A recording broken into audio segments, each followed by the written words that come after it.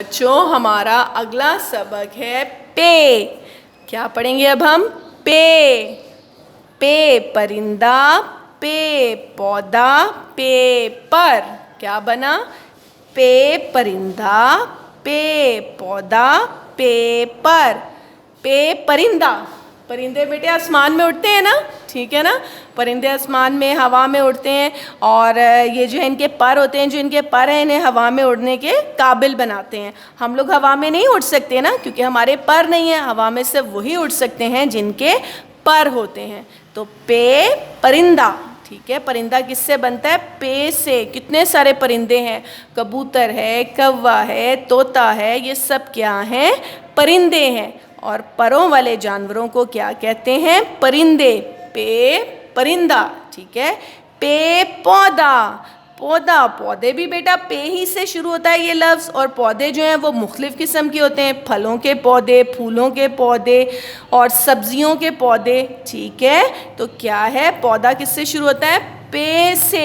जब हम बीज बोते हैं मट्टी के अंदर, फिर जो है वो छोटा सा पौधा उगना शुरू होता है। छोटा पौधा ही बड़ा होकर एक दरख्त बनता है। तो पौधा छोटे दरख्त को बोलते हैं ना, पौधा है, छोटा सा है, जो छोटा पैदा हुआ होता है पौधा।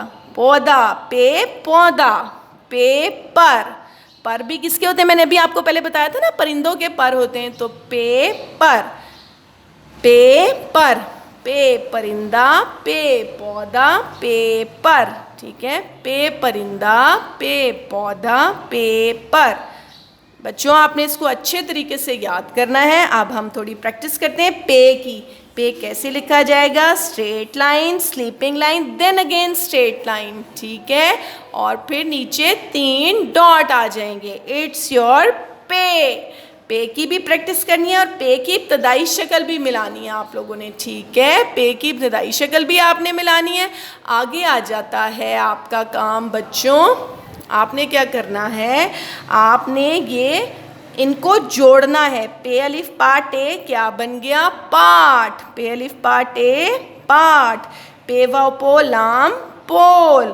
पाठ और पोल, ये भी बच्चों आप लोगों ने इधर ज़रूर लिखना है, ठीक है बच्चों। अच्छी तरह से इसकी प्रैक्टिस करनी है। अगेन आई रिपीट, पे परिंदा, पे पौधा, पे पर, ठीक है बच्चों। ओके।